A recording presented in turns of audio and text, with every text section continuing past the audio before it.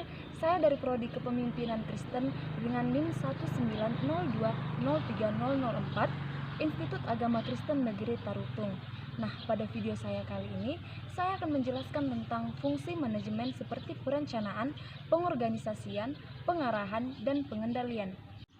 Tujuan saya membuat video ini adalah untuk memenuhi nilai ujian akhir semester dengan mata kuliah Dasar Manajemen yang diampu oleh dosen kami, Bapak Dr. Wendy Hutahaya, SE MMMTH.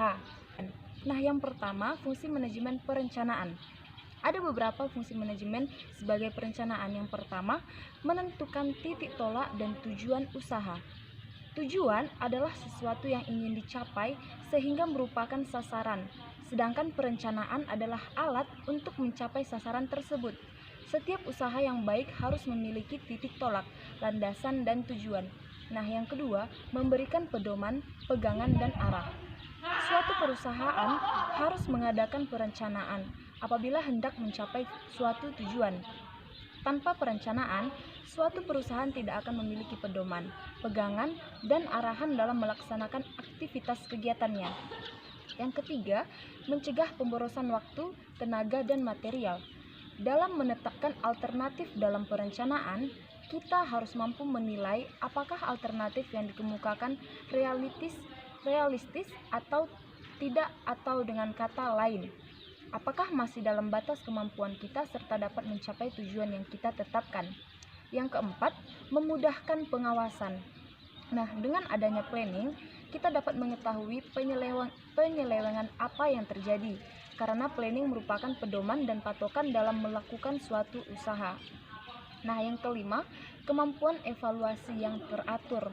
Dengan adanya planning, kita dapat mengetahui apakah usaha yang kita lakukan sudah sesuai dengan tujuan yang ingin kita capai, sehingga tidak terjadi under planning dan over planning. Nah, yang keenam, sebagai alat koordinasi.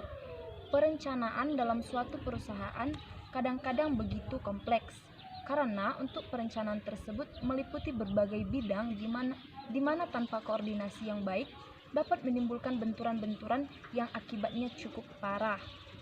Nah, kemudian yang kedua, fungsi manajemen sebagai pengorganisasian. Fungsi pengorganisasian atau organizing dalam manajemen adalah proses mengatur tugas wewenang dan tanggung jawab dalam setiap individu dalam manajemen menjadi satu kesatuan untuk mencapai tujuan yang telah direncanakan. Fungsi pengorganisasian bukan hanya mengatur orang, tapi semua sumber daya yang dimiliki, termasuk uang, mesin, waktu, dan semuanya. Nah, yang ketiga, fungsi manajemen dalam pengarahan. Ada beberapa fungsi pengarahan dalam manajemen. Nah, yang pertama yaitu memprakarsai aksi atau initiatus action. Bawahan tidak akan memulai pekerjaan jika tidak ada yang menyuruh. Tidak ada yang menuntunnya, bawahan pasti akan takut. Takut tidak sesuai. Untuk itu pengarahan dari atasan sangat diperlukan. Nah, yang kedua, sebagai alat motivasi atau means of motivation.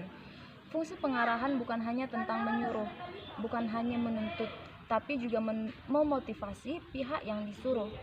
Setiap bawahan pasti punya masalah tersendiri, punya hambatan tersendiri, dan juga punya motivasi tersendiri.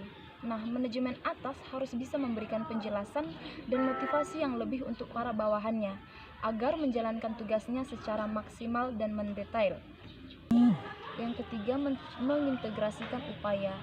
Salah satu manfaat pengarahan adalah membuatnya berjalan beriringan, membuatnya saling bekerja sama, intinya saling terintegritas. Yang keempat, menyediakan stabilitas. Fungsi pengarahan bisa dimaksimalkan untuk masalah ini. Ini yang harus dimiliki manajer, yaitu komunikasi yang efektif, persuasif, supervisi yang tegas, dan motivasi. Kemudian, fungsi manajemen dalam pengendalian. Ada beberapa fungsi pengendalian dalam manajemen. Yang pertama, berperan untuk mendeteksi deviasi atau kelemahan yang perbaikan terhadapnya menjadi umpan balik dari suatu kegiatan yang dimulai dari tahap perencanaan hingga tahap pelaksanaan. Yang kedua, mengkoordinasi antar berbagai bagian dalam organisasi. Yang ketiga, memotivasi orang-orang dalam organisasi agar berperilaku sesuai dengan tujuan organisasi. Yang keempat, melindungi aset organisasi. Yang kelima, penilaian kinerja.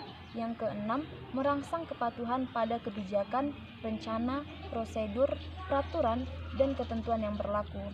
Yang ketujuh, untuk memastikan kualitas pekerjaan. Yang kedelapan, untuk menerima informasi dan perspektif lain mengenai pekerjaan seseorang.